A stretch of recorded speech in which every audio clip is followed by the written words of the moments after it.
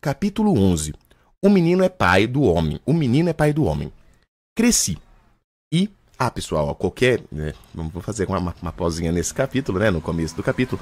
Qualquer comentário que vocês tenham a tecer, é só deixarem aí nos comentários que eu tô lendo aqui, tá? Então, tô de olho. Se vocês quiserem comentar e falar comigo, é só falar. Também, galera, ó, precisando de aulas particulares, é só apontar aqui o celular pro QR Code com a câmera do celular, que vocês são direcionados lá para falar com a Sônia. Então, aqui a gente tem uma escola de aulas particulares, né? Quanto Soluções Acadêmicas, e o Clube do Livro é o clube da QSA, a nossa escola de aulas particulares. Dito isso, dito meu mexanzinho, bora lá voltar pro nosso livro. Capítulo 11. O menino é pai do homem. Cresci. E nisso é que a família não interveio. Cresci naturalmente, como crescem as magnólias e os gatos. Talvez os gatos são menos matreiros. E com certeza as magnólias são menos inquietas do que eu era na minha infância. Um poeta dizia que o menino é pai do homem. Se isto é verdade, vejamos alguns lineamentos do menino. Desde os 5 anos, merecera eu a alcunha de menino diabo. E verdadeiramente não era outra coisa. Fui dos mais malignos do meu tempo, arguto, indiscreto, traquinas e voluntarioso. Por exemplo, um dia quebrei a cabeça de uma escrava porque me negaram uma colher do doce de coco que estava fazendo. E, não contente com o malefício, deitei um punhado de cinza ao tacho. E, não satisfeito da travessura, fui dizer à minha mãe que a escrava é que estragara o doce por pirraça. E eu tinha apenas 6 anos. Prudêncio, um moleque de casa, era o meu cavalo de todos os dias. Punha as mãos no chão, recebia um cordel nos queixos, à guisa de freio, eu trepava-lhe ao dorso com uma varinha na mão, fustigava-o, dava 1000 voltas a um e outro lado, e ele obedecia, algumas vezes gemendo, mas obedecia sem dizer uma palavra, ou quando muito, ai nhonhô, ao que eu retorquia, cala a boca, besta. Esconder os chapéus das visitas, deitar rabos de papel a pessoas graves, puxar pelo rabicho das cabeleiras, pessoal, isso aqui, ó, deitar rabos de papel a pessoas graves, né? Eu acredito que ele está querendo dizer aí que ele colocava um rabinho de papel, tipo ali na traseira da pessoa, né, para fazer uma zoeira. Deitar rabos de papel a pessoas graves, puxar pelo rabicho das cabeleiras, dar beliscões nos braços, dar matrotas e outras muitas façanhas desse jaez. Eram mostras de um gênio indócil. Mas devo crer que eram também expressões de um espírito robusto, porque meu pai tinha-me em grande admiração. E se às vezes me repreendia, à vista de gente, fazia-o por simples formalidade. Em particular, dava-me beijos. Não se conclua daqui que eu levasse todo o resto da minha vida a quebrar a cabeça dos outros nem a esconder-lhes os chapéus. Mas, opiniático, egoísta e algo contentor dos homens, isso fui. Se não passei o tempo a esconder-lhes os chapéus, alguma vez lhes puxei pelo rabicho das cabeleiras. Outro sim, afeiçoei-me à contemplação da injustiça humana. Inclinei-me a atenuá-la, a explicá-la, a classificá-la por partes, a entendê-la, não segundo um padrão rígido, mas ao sabor das circunstâncias e lugares. Minha mãe doutrinava-me ao seu modo. Fazia-me decorar alguns preceitos e orações, mas eu sentia que, mais do que as orações, me governavam os nervos e o sangue, e a boa regra perdia o espírito, que a faz viver, para se tornar uma vã fórmula. De manhã, antes do mingau, e de noite, antes da cama, pedia a Deus que me perdoasse, assim como eu perdoava aos meus devedores. Mas, entre a manhã e a noite, fazia uma grande maldade, e meu pai, passado alvoroço, dava-me pancadinhas na cara, e exclamava a rir, brejeiro, brejeiro. Sim, meu pai adorava-me. Minha mãe era uma senhora fraca, de pouco cérebro, e muito coração.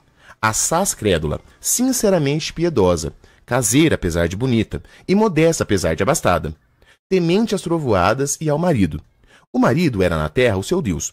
Da colaboração dessas duas criaturas nasceu a minha educação, que, se tinha alguma coisa boa, era no geral viciosa, incompleta e em partes negativa. Meu tio cônego fazia às vezes alguns reparos ao irmão. Dizia-lhe que ele me dava mais liberdade do que ensino, e mais afeição do que emenda. Mas meu pai respondia que aplicava na minha educação um sistema inteiramente superior ao sistema usado. E por este modo, sem confundir o irmão, iludia-se a si próprio.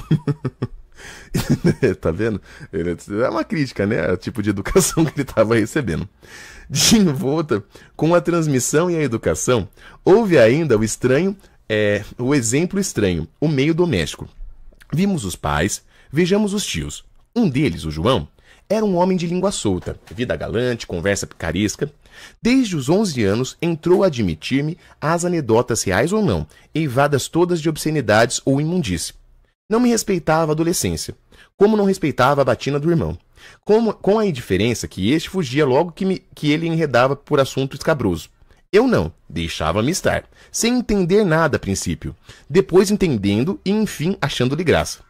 No fim de certo tempo, quem o procurava era eu. E ele gostava muito de mim, dava-me doces, levava-me a passeio. Em casa, quando lá ia passar alguns dias, não poucas vezes me aconteceu achá-lo, no fundo da chácara, no lavadouro a palestrar com as escravas, que batiam roupa. Aí é que era um desfiar de anedotas, de ditos, de perguntas e um estalar de risadas, que ninguém podia ouvir, porque o lavadouro ficava muito longe de casa.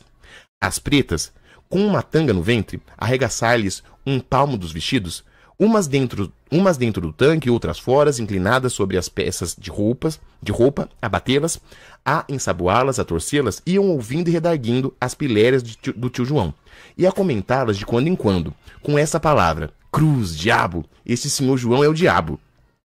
Bem diferente era o tio Cônego. Você vê que o Bentinho, né, que é o nosso personagem principal... Bentinho nada, tô bem doido. O nosso Brás Cubas aqui, que é o personagem principal do nosso livro, ele é bem parecido com o tio João, né? Ele era criança diabo lá quando era pequeno. Bem diferente era o tio Cônego.